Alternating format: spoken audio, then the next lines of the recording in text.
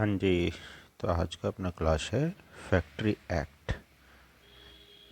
तो क्या होता है फैक्ट्री, फैक्ट्री को कैसे परिभाषित करेंगे और इसको एक्ट यानी कि अधिनियम बनाने की क्या आवश्यकता थी।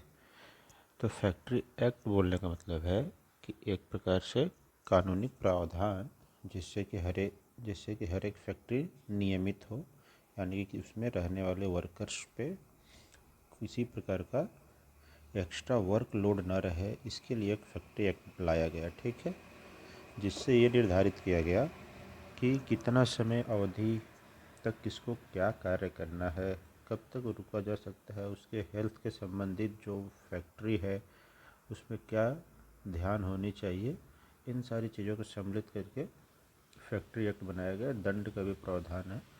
ठीक, तो इसमें अपन देखते हैं कि फैक्ट्री एक्ट आया कब।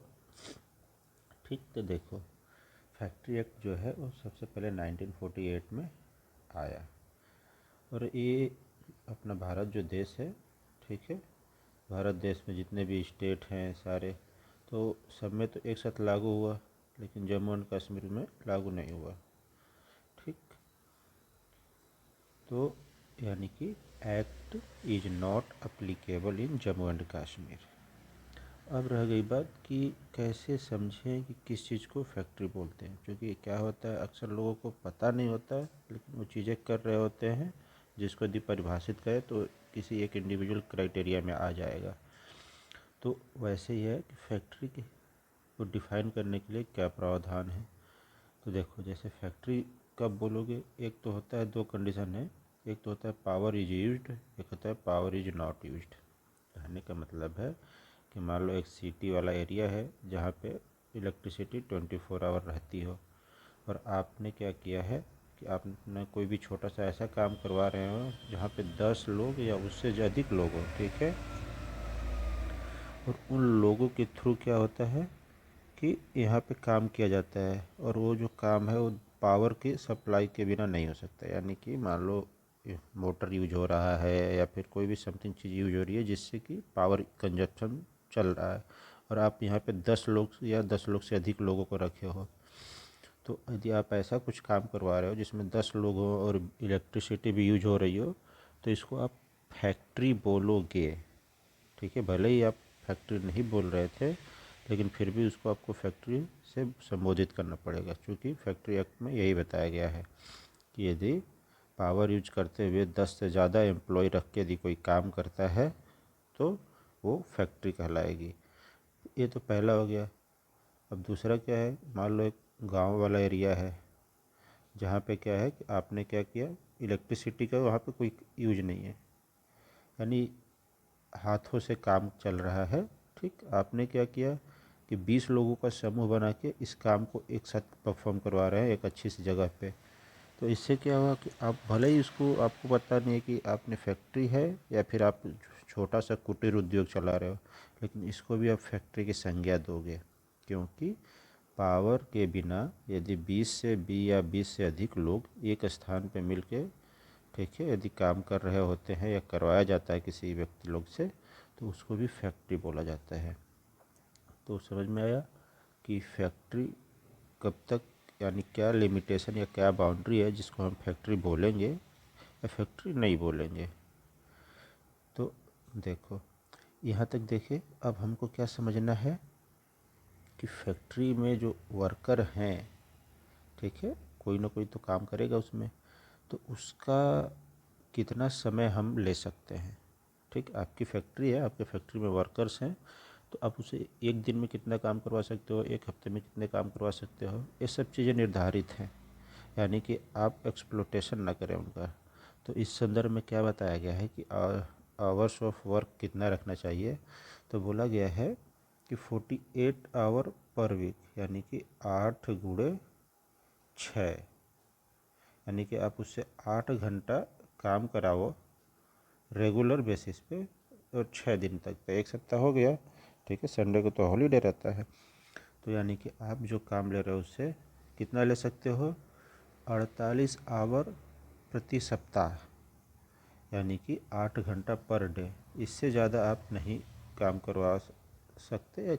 यदि एक्सटेंड भी करना है तो आप 9 आवर पर डे कर सकते हो। पहले तो ये तो 8 आवर का था, अब यहाँ पे 9 आवर वाली बातें आ गई। इससे ज़्यादा नहीं करवाना है। यदि काम करवा ही रहे हो तो 5 घंटा कंटिन्यूस कार्य के बाद उसको आधा घंटा का एटलीस्ट आराम तो देना पड़ेगा आपको। तो ये कंडीशंस हैं। किसी से यदि आप अपनी फैक्ट्री में काम करवा रहे हैं तो आपको 48 आवर पर वीक के हिसाब से ही काम करवाना है। यदि थोड़ा बढ़ाना है तो 9 आवर पर डे के हिसाब से ही आपको काम करवाना है। और उस व्यक्ति से यदि काम करवा रहे हो तो 5 घंटे कंटिन्यूस यदि काम करता है हो तो फिर उसको आधा घंटा 1 घंटा मिनिमम रेस्ट देना पड़ेगा। ठीक है, तो इसको ना अपन एग्जाम्पल के बिहाफ से समझ लेते हैं। जैसे मान लो क्या है कि आपका कॉलेज है, आप कॉलेज स्टूडेंट हो, तो वो भी कॉलेज भी क्या है, एक प्रकार से लोग आते जाते हैं और एक ही काम को करते हैं, तो एक प्रकार से फैक्ट्री जैसा समझ लेते हैं। तो इसमें क्या है कि टोटल 9 आवर का समय लेके अपन चल रहे हैं। जैसे 8 PM से लेके AM से लेके 5 PM के बीच में जो कार्य करेंगे लोग, उसको देख लेते हैं। तो जिसमें क्या होता है कि 1 आवर का लंच भी हो जाता है। तो देखिए क्या है कि 8 से 1 अपन मॉर्निंग में गए, शिफ्ट किए, तो 5 घंटे कंटिन्यू काम किए। फिर 1 घंटे का हमको लंच टाइम मिलता है, लंच ब्रेक या रेसेस बोल सकते हो। ठीक, जो कि 5 घंटे कंटिन्यूस काम करने के बाद जो प्रावधान है कि 5 घंटे कंटिन्यूस काम करने के बाद एटलीस्ट आधा, ठीक है, आवर का या 1 आवर का आपको छुट्टी मिलनी चाहिए। तो ऐसे ही फिर इसके बाद 2 से 5 PM पे आपने फिर 3 घंटे काम किया। यानी कि देखिए आपकी टोटल अवधि कितना हो गई इधर, 3, 5, 8 और 1, 9, यानी कि 9 घंटे की हम अवधि लेके चल रहे थे। मान लीजिए मैक्सिमम काम करवा रहे थे। ठीक है, 9 घंटे से ज़्यादा किसी से काम करवा नहीं सकते। तो इस पर्पज़ से देखिए, तो यानी 9 घंटे का लेकर चल रहे थे, जिसमें से हमने क्या किया कि 5 घंटे उससे सुबह के टाइम काम करवाया और 1 घंटा फिर हमने उसको आराम दिया। फिर लास्ट के 3 घंटे उसने काम किया। ऐसे करके ओवरऑल चीज़ें वर्क डिवीज़न हो गया कि कैसे करवाना है एक दिन के अंदर ही। और ये चीज़ों को हफ्ता सप्ताह के लिए भी वैसे ही, महीने के लिए वैसे ही, साल के लिए भी वैसे ही फॉलो करना है। यानी बोल सकते हैं कि जो मैक्सिमम अपन 60 आवर पर वीक काम कराया जा सकता है। ठीक है, यानी कि 60 आवर पर वीक। इसमें क्या है कि इंक्लूडिंग ओवर टाइम, कभी कभी होता है ना कि ओवर टाइम कुछ लोग करा लेते हैं, तो ओवर टाइम भी करवाओ तो 10 वर्किंग आवर पर डे होना चाहिए। यानी कि 9 से बढ़ा के 10 कर सकते हो। वैसे क्या बोला गया है कि 48 घंटे पर वीक कराओ, यानी 48 बोलने के बाद तो 8 6 के 48। ठीक है, तो 8 आवर पर डे वाला कॉन्सेप्ट, लेकिन थोड़ा सा बढ़ा सकते हो तो 9 आवर पर डे भी कर सकते हो। यदि उसको ओवर टाइम ज़्यादा करना है, ठीक है, तो आप 10 घंटे से ज़्यादा किसी से काम नहीं करवाओगे पर सप्ताह, सॉरी पर डे पे। यानी कि उसको पर सप्ताह देखोगे तो 60 घंटे से ज़्यादा नहीं होना चाहिए। ये चीज़ें ध्यान रखनी पड़ती हैं। देखो यहाँ तक तो अपन समझ लिए कि कार्य कैसे, कितना कितना कार्य कब कब समय पे कब रेस्ट देना चाहिए, ये सारी चीज़ें फैक्ट्री एक्ट के अंतर्गत बताई गई हैं। अब देखिए फैक्ट्री एक्ट में क्या है कि सेफ्टी की भी बात तो रहनी चाहिए, सेफ्टी वाली बात होनी चाहिए। तो जैसे सेफ्टी की बातें में क्या है कि देखो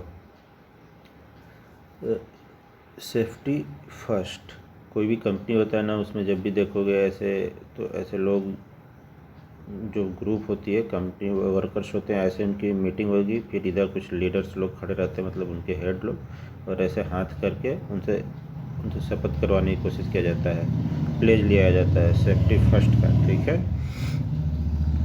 तो ये तो औपचारिक तौर पे लोग करते हैं। अब कितना कंपनी ध्यान रखती है अपने वर्कर्स का, वो डिपेंड करता है। ठीक है, फैक्ट्रीज कितना ध्यान रखती है।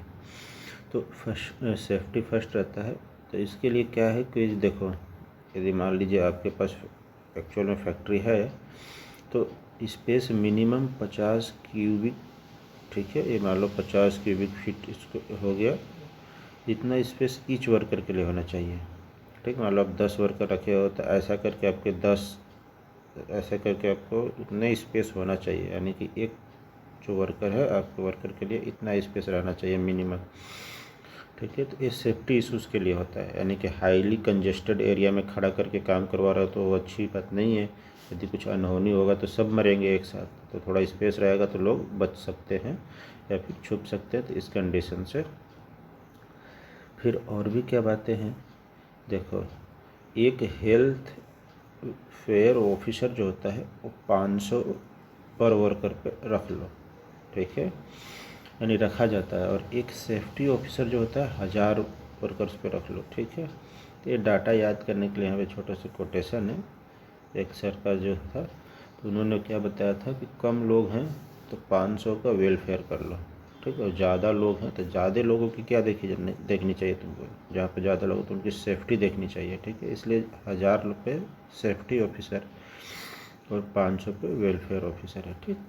तो डाटा ऐसे याद कर सकते हो आप कि 1000 वो जहाँ वर्कर्स हैं उसके ऊपर एक सेफ्टी ऑफिसर बना दो ताकि उनकी सेफ्टी का वो इशू न रहे, उसका ख्याल रखे। और वेलफेयर ऑफिसर 500 वर्कर्स के ऊपर बना दिया करो। तो ये कंपनी या फैक्ट्री एक्ट के अंतर्गत बातें निर्धारित होती है। अब देखते हैं वेलनेस एट वर्क, यानी कि जो इन्वायरमेंट है वो कैसा रखोगे तो अच्छा रहेगा लोगों को जो वहाँ पे काम कर रहे हैं। जैसे क्या होता है कंपैरिजन में देखें तो एक सरकारी जो जॉब होती है उसमें काफ़ी अच्छे से कैंटीन सारी सुविधाएं रहती हैं, ठीक है। यहाँ तक कि शॉपिंग करने के लिए भी उनके पास चीज़ें बना के दी गई रहती हैं, जैसे मिलिट्री जॉब्स हो गए ऐसे समथिंग में। तो क्या होता है कि अच्छा वेलनेस रखो एट वर्क। तो कैसे है, जैसे देखो कि एक कैंटीन होनी चाहिए कितने वर्कर के बीच, 250 वर्कर या उससे अधिक है तो उनके बीच एक कैंटीन अवेलेबल रहना चाहिए। फिर एक क्रैच है, ठीक। तो ये जो क्रैच है इससे क्या मतलब क्या है कि मान लो यदि कोई ऐसी महिला हैं, यदि आप फीमेल वर्कर्स के साथ काम कर रहे हो, ठीक है, तो फीमेल वर्कर्स के साथ एसोसिएटेड होता है प्रेगनेंसी, बच्चे उनके छोटे, ठीक। तो उनके लिए क्या होता है यदि 50 या 50 से ज़्यादा महिलाएं हैं जिनके पास उसके खुद के छोटे छोटे बच्चे हैं और आप कंपनी में आ रही हैं तो उनको भी साथ में लेकर आ रही हैं, ठीक है। तो ऐसा स्थिति है तो उनसे तो हमारा वर्क होगा नहीं, इसके लिए उनको अलग से क्या करना है कि एक जगह रखना है। उनको अलग से करने के लिए छोटे बच्चों को तो उसमें हमें क्रैच का निर्माण करना पड़ता है जहाँ पर उसको उनके बच्चों को खिलाने पिलाने खेलने कूदने की पढ़ाने लिखाने की थोड़ी बहुत सुविधाएं रहती हैं। या फिर ऐसे बोल सकते हो ऐसा स्पेस बनाना है जहाँ पर बच्चे को रखा जा सके और बच्चा खेले रोए ना, तो ऐसी कंडीशंस होती हैं। तो ये इन्वायरमेंट थोड़ा से हमें वर्क वाली प्लेस पर रखनी पड़ती है, यानी कि 250 वर्कर्स हैं या ज़्यादा हैं तो वहाँ पे एक कैंटीन खोल दीजिए। और यदि 60 या 50 यदि वोमेंस ज़्यादा हैं, ठीक है, 50 से अधिक वोमेंस हैं जिनके साथ बच्चे आते हैं फैक्ट्री में तो उनके लिए 1 क्रैचर खोल के रख दो, ठीक। अब देखिए बात आती है कि कहीं पे भी कंटिन्यूअस काम करो तो छुट्टियों का बहुत महत्व हो जाता है, ठीक। तो छुट्टियां कितनी ली जा सकती हैं और कैसे, तो जो कोई भी एक वर्कर है वो यदि मान लो कोई भी छुट्टी एक्चुअल में जो छुट्टी है उन सब छुट्टियों के दिन भी वो काम करता है, ठीक है, कंटिन्यू, तो वो क्या कर सकता है अपने 40 दिन तक अपनी छुट्टियां बढ़ा एक्यूमुलेट कर सकता है। मान लीजिए कल होली है तो आप उन्हें होली के दिन यदि कंपनी काम कर रही है, आप होली के दिन घर नहीं गए, आपने छुट्टी नहीं मनाया, होली की जितनी छुट्टियां मिली वो आप अपनी छुट्टियों में उसको जोड़ सकते हो, एक्यूमुलेट कर सकते हो। तो ऐसे करके आप 40 दिन तक अपनी छुट्टियां बढ़ा सकते हो। और फिर मतलब जी आपको हर सडन कहीं जाना है तो उन 40 दिनों का आप यूज कर सकते हो कहीं जाने के लिए। तो ऐसे एक्यूमुलेट करने का प्रावधान रहता है, पहली बात। दूसरी बात ये है कि आप वीकली हॉलीडे करने का भी प्रावधान रहता है, यानी कि आप क्या कर सकते हो कि 1 day leave for every 20 days of works, यानी कि आपको 20 दिन पे एक बार की छुट्टी मिलना ऐसा रहता है कि आप ले सकते हो, एलिजिबल हो। अब वहाँ पे डिपेंड करता है कि आपके जो सुपीरियर है वो आपको अलाउ करते हैं नहीं करते हैं, वो भी डिपेंड करता है, लेकिन आप एलिजिबल हो ऐसा मान के मानते हैं। तो ये सारी चीज़ें हैं, यानी कि आप 40 दिन तक अपना छुट्टी एक्युमुलेट कर सकते हो, ठीक, और फिर आपको फर्दर इस 40 दिन का यूज भी कर सकते हो। ऐसे ही रहती है। फिर वीकली हॉलीडे भी आप मना सकते हो, ठीक। और क्या रहता है कि 20 दिन पे, ठीक, आप एक दिन का छुट्टी ले सकते हो, यानी 20 दिन कंटिन्यू काम करने के बाद आपको एक दिन का छुट्टी मिल सकता है, ऐसा रहता है। तो ऐसे करके अपन फैक्ट्री एक्ट को कवर किए। अब अगला जो है employee state insurance, ESI act बोला जाता है। तो इसको अपन देखेंगे नेक्स्ट वीडियो में। तो आज का जो चीज़ें थी यही थी कि फैक्ट्री की क्या लिमिटेशंस है, क्या परिसीमाएं हैं, कब आई थी, कहाँ पे एप्लीकेबल नहीं होती है, और वर्क डिवीज़न कैसे करा के हम काम करते हैं किसी भी व्यक्ति से अपने फैक्ट्री के अंतर्गत, और उनकी सेफ्टी का क्या ध्यान रखा जाता है, वेलनेस के लिए कैसा प्लेस होना चाहिए, ठीक है, कैंटीन कितने में है, फिर बच्चों को रखने के लिए कितने में व्यवस्था होनी चाहिए, और छुट्टियाँ वो कैसे एक्युमुलेट करके अपने काम कर सकते हैं। तो चलिए आज के लिए इतना ही। नेक्स्ट वीडियो में हम एम्प्लॉय इंश्योरेंस के बारे में पढ़ेंगे, ESI। तो धन्यवाद। कुछ डाउट्स हो तो आप पूछिए, और आपको नोट्स बनाने की ज़रूरत नहीं है, ये चीज़ें आपको डिस्क्रिप्शन बॉक्स में मिल जाएंगी, वहाँ से आप डाउनलोड करके पढ़ सकते हैं। ओके, धन्यवाद।